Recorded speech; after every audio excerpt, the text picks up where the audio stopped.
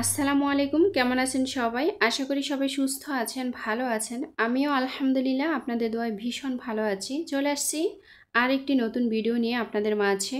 আজকের ভিডিওটি কোন কোন টপিক নিয়ে অবশ্যই দেখতে থাকুন।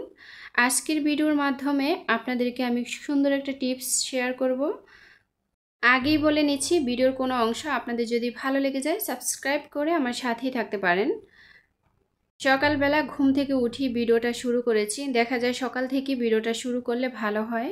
আর সকালে ঘুম থেকে উঠি আমরা কাজ শুরু করে দেই। দেখতেই পাচ্ছেন ড্রাগন গাছে মাশাআল্লাহ অনেক ফল এসেছে। আর আজকের সকালটা খুবই সুন্দর, আকাশটা খুবই নীল, রোদ এত সুন্দর, আসলে ভীষণ ভালো লাগে। বৃষ্টি হওয়ার পরে যে রোদটা হয় সেই রোদটা কিন্তু খুব সুন্দর দেখায়। তো এত সুন্দর রোদ সকালবেলা। ঘুম থেকে উঠেই আমার গাছের দিকে নজর যায়। আমি প্রতিদিন ঘুম থেকে উঠেই আমার গাছগুলো একবার করে চেক করে নিই। আসলে এই গাছগুলো হচ্ছে আমার ভীষণ মায়ার গাছ। তো মাশাআল্লাহ এখানে এসে দেখি যে একটা ড্রাগন লাল হয়ে আছে, আর দেখতে কিন্তু ভীষণ সুন্দর লাগছে। গাছের প্রথম ফল পাকা। আসলে এই ড্রাগন ফল খেতে কিন্তু ভীষণ দারুণ। আমার অন্যান্য ফলের চাইতে ড্রাগন ফলটাই সবচেয়ে বেশি ভালো লাগে। তবে ড্রাগন ফলটা বাজার থেকে যেটা কিনে খাই সেটা চাইতে আমাদের গাছ পাকা যেটা, সেটা কিন্তু সবচাইতে বেশি সুস্বাদু। এত মিষ্টি হয়, সেই সাথে হালকা একটু টক থাকে, খেতে কিন্তু ভীষণ ভালো লাগে। বাজার থেকে যেটা কিনে খাই সেটা কিন্তু পাঞ্চে পাঞ্চে হয়। ড্রাগন গাছের কিন্তু তেমন কোনো যত্ন নিতে হয় না, আর একটু যত্ন নিলে কিন্তু ফলগুলা বেশ বড় বড় হয়। তো আমাদের গাছের ফলগুলা মাশাআল্লাহ সাইজে কিন্তু খুবই বড় বড়। আসলে ফরমালিন দেওয়া ফলের চাইতে নিজের গাছের ফল খাওয়াটাই সবচাইতে উত্তম।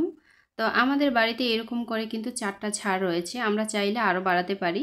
তবে মনে করি যে আর প্রয়োজন নেই, যেহেতু বাড়িতে আরও অন্যান্য গাছ রয়েছে। বাড়িটা একদম সবুজে ঘেরা। তো সব ধরনেরই ফল গাছ থাকা দরকার, ওই হিসেবে কিন্তু 4টা ঝাড়ই রেখেছি আর রাখিনি। তো এখানে আমি ফলটা কেটে নিয়েছি। আর যদি আমি ফলটা আরও 2 দিন রাখতাম তাহলে কিন্তু আরও বেশি কালার হতো। এখন যে কালার খারাপ তা কিন্তু নয়, এখনও কিন্তু বেশ সুন্দর লাগছে। যেটা নিয়ে কথা বলতে চাচ্ছি, আয় অল্প হোক বা বেশি হোক, আপনার বাড়িতে যদি ছোট্ট একটু জায়গা থাকে, ওই জায়গাতে আপনি সবজির চাষ করতে পারেন, না হয় আপনি ফলের চাষ করতে পারেন। দেখা যায় দিন শেষে কিন্তু আমাদের সবসময় ফল কিনতে হয় অথবা সবজি কিনতে হয়। প্রতিনিয়তই কিন্তু এটা আমাদের ঘরে একদম কমন থাকে। তো যদি আমাদের বাড়িতে একটু জায়গা থাকে তাহলে আমরা এরকম ফল গাছ রোপণ করলে দেখা যায় সেখান থেকে আমাদের ফল খেতে পারি, তখন আর বাজার থেকে কিনতে হয় না। অথবা সবজির চাষ করলে আমরা সেখান থেকে সবজি খেতে পারি। আসলে প্রত্যেকটা গৃহিণী কিন্তু সংসারের উন্নতির জন্য অনেক চেষ্টা করে। সংসার জীবনটাই হচ্ছে অন্যরকম। প্রত্যেকটা গৃহিণী কিন্তু সংসার সাজাতে ভালোবাসে। আয় অল্প হোক বা বেশি হোক, একটু বুদ্ধি খাটিয়ে চললে কিন্তু আমরা দেখা যায় মাস শেষে অনেক টাকাই সেখান থেকে সেভ করতে পারি। তো এইভাবেও কিন্তু অনেক টাকা সেভ করা যায়। অলসতা না করে কাজের পিছনে ছোটা, এটা হচ্ছে সৌভাগ্যের লক্ষণ। তো নারী হোক অথবা পুরুষ হোক, যাই হয় না কেন, নারীরা কিন্তু এখন পুরুষের থেকে বেশিরভাগ এগিয়ে। সেটা কিভাবে এগিয়ে সেটাও একটু বলে নিচ্ছি।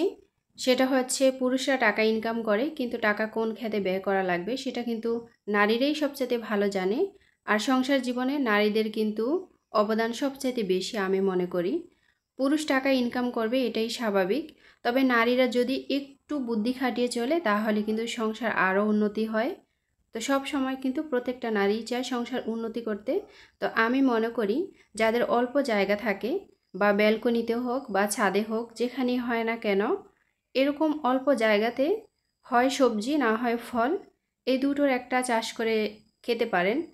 ব্যালকনিতে বিশেষ করে সবজি গাছ রোপণ করলেই সবচাইতে বেটার হয়। তো যাই হোক, অনেক কথাই বলেছি। এখানে খোলাজালি পিঠা বানিয়ে নিচ্ছি। এই পিঠাটা খেতে কিন্তু ভীষণ দারুণ। আর এই পিঠাটা আমার ঘরে সবচাইতে বেশি তৈরি করা হয়। রুটি বানাতে গেলে কিন্তু খুবই ঝামেলা, তো আমি সব সময় সহজ যেটা সেটাই তৈরি করে নেওয়ার চেষ্টা করি। তো এখানে আমি অনেকগুলোই পিঠা তৈরি করে নিয়েছি। আর এই পিঠাগুলো যেহেতু খুবই সফট থাকে, বাচ্চারা কিন্তু খুব এনজয় করে খায়। সকালবেলা ঘুম থেকে ওঠার পর দেখা যায় অনেক কাজ থাকে, সকল কাজ সারতে সারতে দেখা যায় অনেক সময় হয়ে যায়, তখন আর রুটি বানাতে ভালো লাগে না। তো তখন আমি সহজভাবে যেটা হয় সেটাই তৈরি করে নেওয়ার চেষ্টা করি। তো এখানে আমি অনেকগুলোই রুটি বানিয়েছি। আসলে এই রুটিটা খেতে আমার ভীষণ ভালো লাগে। এই রুটিটা কিন্তু খুবই নরম হয়। আর আমি সব সময় নরম হওয়ার জন্য ফ্রাই প্যান দিয়ে বানানোর চেষ্টা করি। যদি মাটির হাঁড়িতে হয় তাহলে কিন্তু একটু মচমচে হয়, সেটাও খেতে কিন্তু ভীষণ ভালো লাগে। তো আমার বাচ্চারা খাবে বিদেই কিন্তু আমি সবসময় একটু নরম করে বানানোর চেষ্টা করি। বাচ্চারা তো আর শক্ত খাবার খেতে চায় না, তাই না? তো যাই হোক, এখানে গাছ থেকে অনেকগুলো পেয়ারা পেড়ে নিয়েছি, দেখতেই পাচ্ছেন। এই পেয়ারাগুলো হচ্ছে আমাদের গাছের। এর আগের একটা ভিডিওতে আমি শেয়ার করেছিলাম।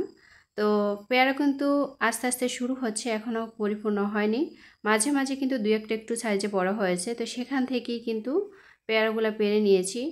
এই পেয়ারা খেতে ভীষণ ভালো লাগে। আমার ঘরে কিন্তু ফল কেনাটা খুবই কম হয়, দেখা যায় আমার বাড়িতে অনেক ফল গাছ আছে, সেখান থেকে মাশাআল্লাহ অনেক ফল খেতে পারি। আর বাড়িতে মাশাআল্লাহ অনেক সবজি গাছও রয়েছে, সেখান থেকেও কিন্তু অনেক সবজি খেতে পারি।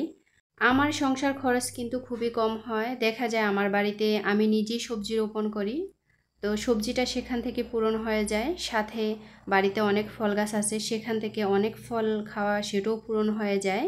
সেই সাথে বাড়িতে অনেক বড় একটা পুকুর আছে, তো পুকুর থেকেও কিন্তু অনেক মাছ খেতে পারি। পুকুরের মাছ সব সময় যে খাই তা কিন্তু না, মাঝে মাঝে কিন্তু বাজার থেকে কিনতে হয়। তো সব সময় চেষ্টা করি কিভাবে 2 টাকা আর্ন করা যায়, কিভাবে সংসারের জন্য 2 টাকা সেভ করব। সব সময় আমার মাথায় এটাই কাজ করে। আর আমি অনেক পরিশ্রম করতে ভালোবাসি। বাড়িতে খুঁটিনাটি এটা সেটা আমি নিজের হাতেই সব সময় তৈরি করি। দিন শেষে দেখা যায় আমার বাড়ি থেকেই যেহেতু আমি অনেক চাহিদা পূরণ করতে পারি, তো মাস শেষে দেখা যায় আমি আমার সংসারের জন্য অনেক টাকা সেভ করতে পারি। যেখানে আমার 20,000 টাকা খরচ হবে প্রত্যেক মাসে, সেখানে আমার 10,000 টাকা হলে আমি খুব সুন্দরভাবে চলতে পারি, আমার কোনো সমস্যা হয় না। তো চলে আসছি কলা গাছ থেকে কলা পাড়ার জন্য। আসলে আমাদের এই কলা গাছগুলো একদম পুকুর পাড়ে লাগানো, তো সব সময় কিন্তু বাড়ি থেকে কলা খেতে পারি আলহামদুলিল্লাহ। আমি প্রায় ভিডিওতে আপনাদের মাঝে শেয়ার করি। কলা আমাদের শরীরের জন্য অনেক উপকারী একটা ফল।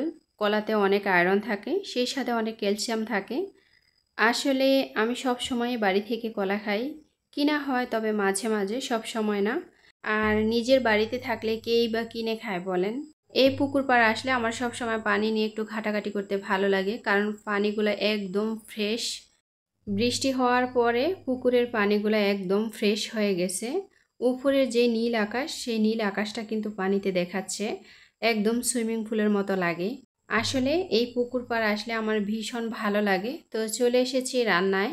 বরাবরের মতো আমি মাটির চুলায় রান্না করি। তো এখানে লাউ নিয়েছি, আজকে ডাল দিয়ে লাউ দিয়ে রান্না করব। অনেক দিন হয়েছে ডাল দিয়ে লাউ দিয়ে রান্না করা হয় না। আমি যাই রান্না করি না কেন মরিচটা একটু সব সময় বাড়িয়ে দিই, আমার ভীষণ ভালো লাগে খেতে। ঝাল ঝাল খাবার সত্যিই অসাধারণ হয়। সাথে করলা ভাজি করে নিচ্ছি। প্রায় সময় কিন্তু করলা ভাজি করা হয়, ওইভাবে কিন্তু শেয়ার করি না। আর করলা ভাজি করলে সব সময় আমি আলু দেওয়ার ট্রাই করি, কারণ হচ্ছে করলা যেহেতু একটু তিতা, আলু দিলে তিতাটা একটু কমে যায়। আর তিতা খাবার তো বাচ্চারা কখনোই খায় না। আমরা যেহেতু মানুষ 3 জন, তো বাচ্চাকে না দিয়ে খেলে নিজের কাছে কেমন লাগে, ভালো লাগে না আর কি। আর আমি যেটা খাই সব সময় চেষ্টা করি আমার বাচ্চাকে সেটা খাওয়ানোর। তো দেখতেই পাচ্ছেন আমি মাটির চুলায় রান্না করি। তো আজকের ভিডিও এখানেই শেষ। সবাই ভালো থাকবেন। আসসালামু আলাইকুম। আল্লাহ হাফেজ।